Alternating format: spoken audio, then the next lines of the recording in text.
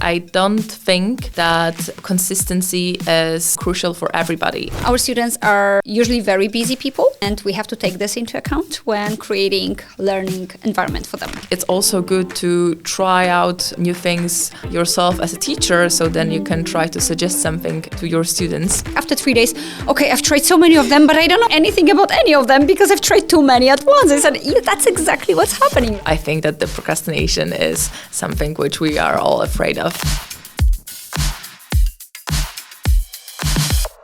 Welcome to the podcast again. So in today's episode, we're hosting Ola Krakowiak from our team. Ola is a student of psychology and she has been with AKN for 2 years. Ola, if you want to add anything to this introduction, be my guest. Oh, I think it's more than enough. All of the people who are more interested in my persona, they can check our website and maybe simply read my description. Absolutely. Oh, there you go. Perfect. Okay, so today we're going to speak with Ola about effective learning routines. As we all know, learning a language is not a sprint, it's a marathon. You can't learn in 5 minutes. And for this to happen, you need to be effective. And to be effective, you need to know how to learn. So Ola, how important is it to create those learning strategies? And how to explain it to the client that it is actually important to have a strategy in place? I think they all know that a strategy is important because if they didn't, they probably wouldn't come to us asking for help. So maybe they can be a little bit aware that it is actually helpful to have something. But I think it's also good to know that when we have a technique, a strategy, and maybe this is something that we have well trained, then when the motivation drops or when life gets busy, then it's easier to stick to the plan and actually keep on learning. So now, how often do you meet students who actually know how to create those learning strategies? Do any of them know how to do it? Oh, not that often.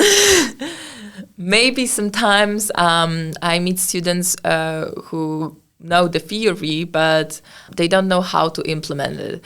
I think the topic of SMART goals is trending, so you may have heard about it.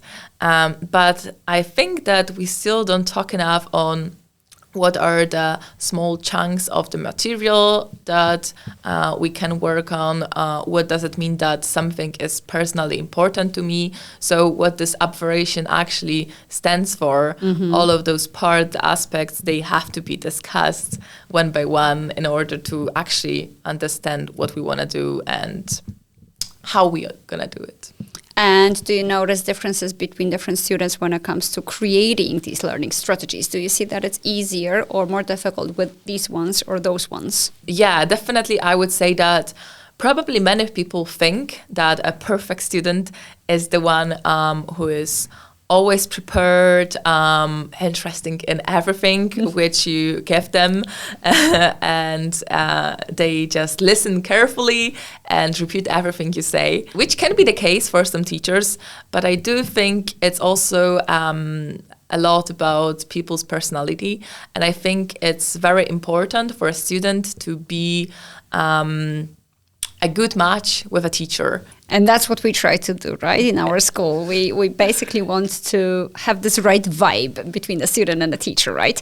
So when that happens, it's sort of half of the success already, I think, right? Because if you are on the same wavelengths, then it's so much easier for you to evoke trust in yourself. And so then the student is able to follow you and is ready to do that, right? On more occasions than not.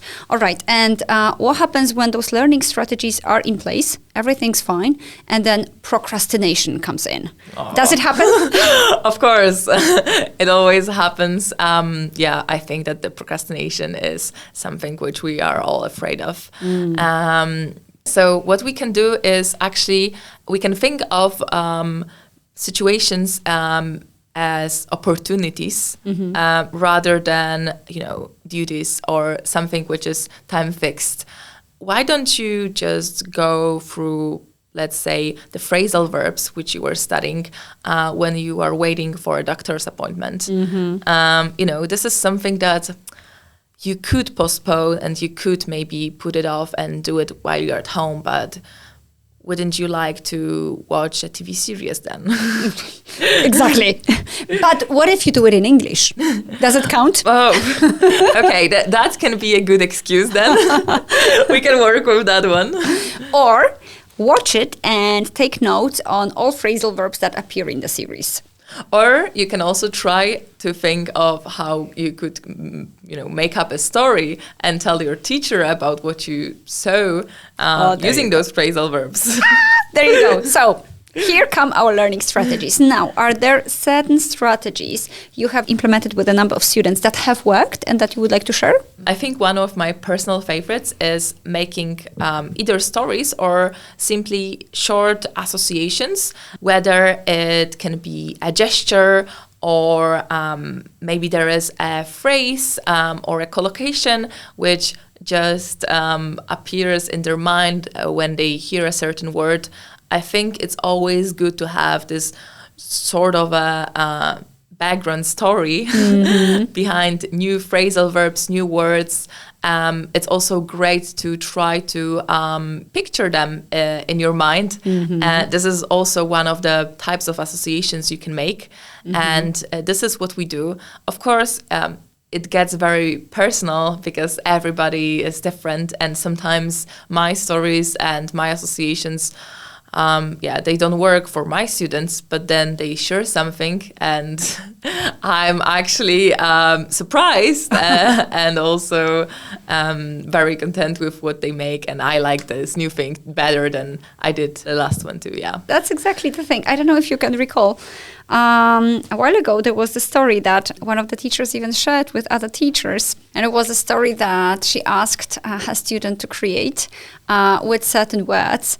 And that was actually a story about her and her life. It was so funny because the student managed to implement all the words and wrote a story about her own teacher, which was really, really cool, because I think that as long as the context is more or less real, the teacher shared it with us because she said that the student managed to grasp exactly what her life was, so it was so realistic. And so if something's realistic, does it mean we will tend to remember it more or better? Yes, definitely. What can boost it even more is if it's about something which is important to us. So it can be our English teacher or maybe the friend of ours who's called Anya, and then we can make a story about Anya and we can keep this friend in mind while making this story and make it so this friend could actually, do all those activities which we mentioned in the story. This is something that definitely makes it easier for us to remember certain words, certain details of the story. Yeah. Okay, so basically as realistic and as individualized and close to us emotionally, right? So emotions play a role. Excellent. All right, so now would you like to share some more examples or an example of a student that you have worked with regarding these strategies? How did it look and was it successful in the end? Of course. So yeah, definitely I think it's good to reflect on what we have, the resources that we have. So if it's your habit that you have coffee, let's say at noon every day, so maybe this is the time which you could spend on doing something with English. So we try to think realistically on, let's say, the amount of time we have and work with that. We try to also make it tailored for the student. So if the student likes to listen to podcasts, then this coffee can be also the time when they listen to podcasts. So of course, we always talk how we want to personalize all the learning strategies, but I think it's also necessary to be able to try out different things. We all know watching videos, listening to podcasts. I think producing sentences on your own is also very nice.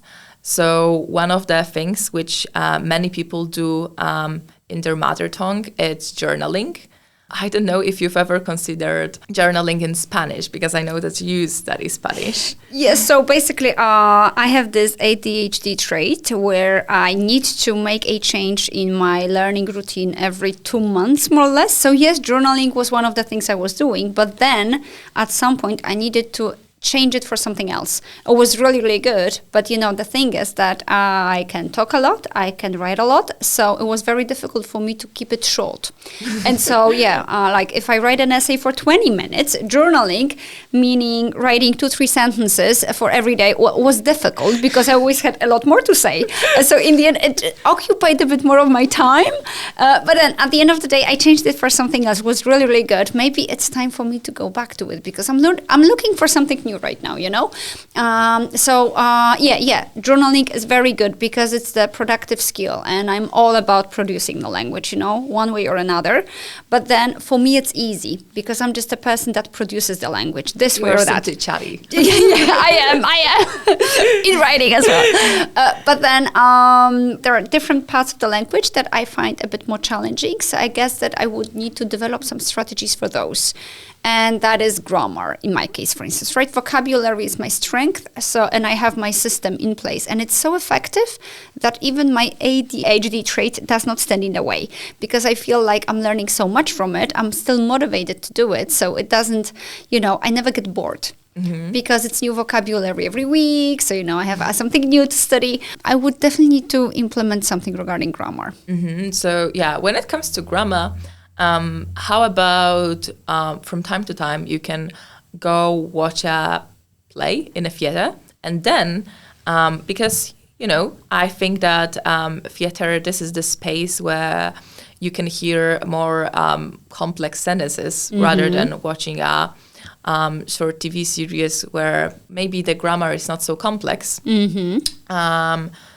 So then you go, you watch a play, and those sentences which you hear, you can write down, or you can try to maybe just bear them in mind for later.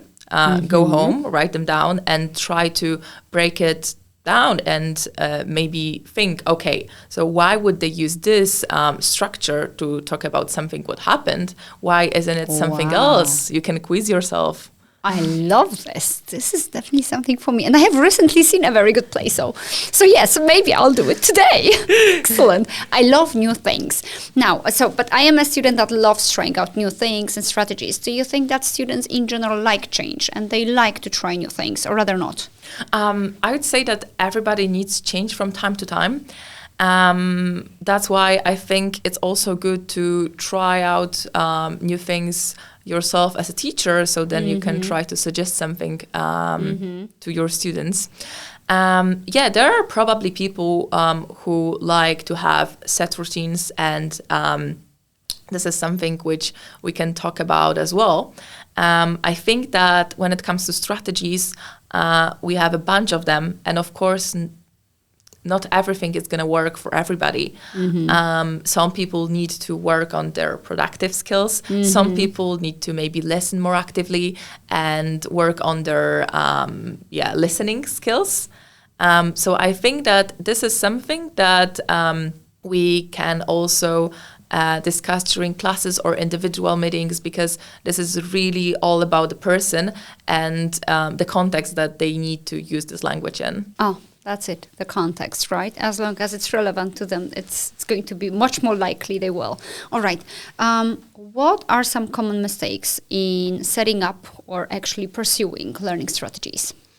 I think it can be that people want to be this gold example of a student that is a pleasure to teach, and real people are not really like that. I think that we need to be honest with ourselves and with our teacher as well on what we actually like and what we actually dislike, what works for us and what simply doesn't. We have to be eager to try certain things in order to see what they do to us.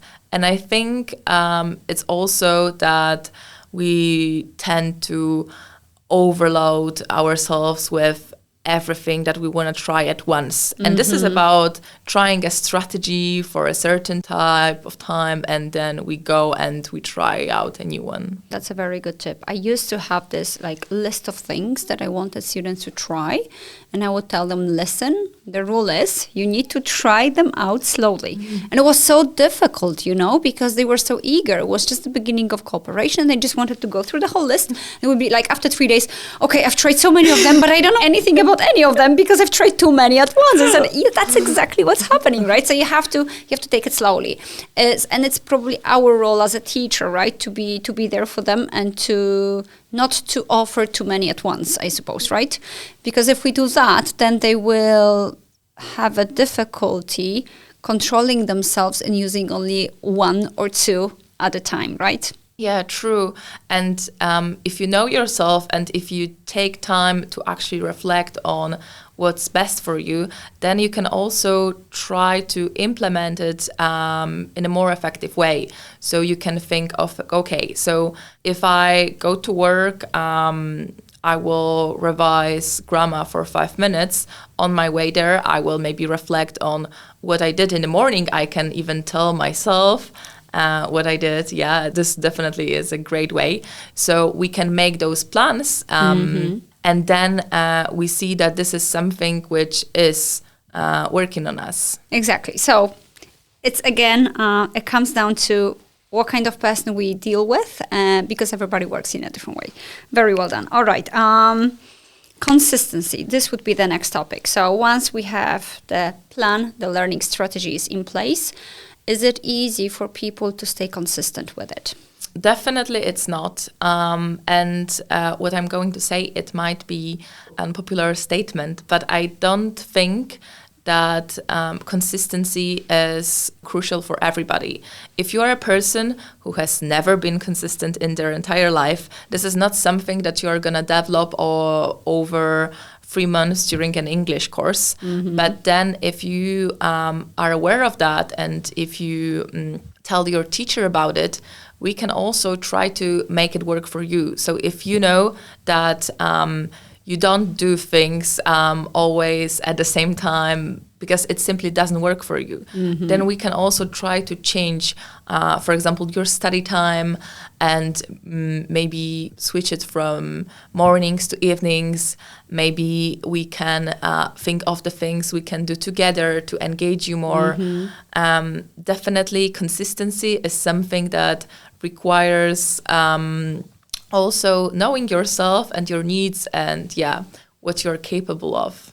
All right. So basically, again, it comes down to knowing the student, because if you do know the student, you know what you can ask them for, right? Yeah, you see, like everything which we do is exactly. It's about being tailored for student needs. Exactly. And you know what's funny? Everybody says, yes, individual approach here and there. But what does it mean?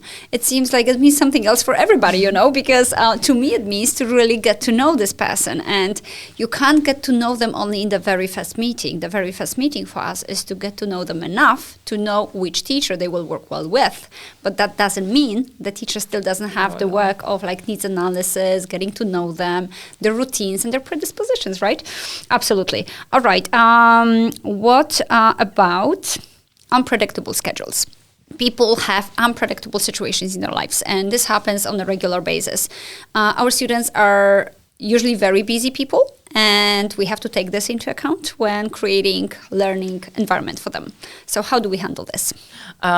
If you have a teacher who is motivated as you are, you can also ask them to do something which maybe would work for you. So let's say that you are a busy person, you don't have your computer with you all the time. You can ask us to maybe send you a text message with a short task which you can do on your phone when you are commuting to work, or maybe when you are waiting for your coffee at a coffee shop. This is something which also can be done. We can think and try out together different websites. Maybe this is something which works for you. And also, I think that everybody tries to make some time in their life for relax. maybe this is also something that we already do, but we can do it in English. When we have an unpredictable schedule, it's important to work on what we already have. All right. Exactly. So basically, make the most of what you have, right? But then there is sometimes another problem that appears, and that seems to be boredom. Certain people are simply bored. They won't tell you about it because they like you and they don't want to hurt your feelings, but you can tell something's off and you can probably see that they're bored. What to do then? This is something that definitely can be worked with, but it's also on the teacher to change some things from time to time. What I would do is I would incorporate maybe more games. I love gamification. Yes, I love them too. All right.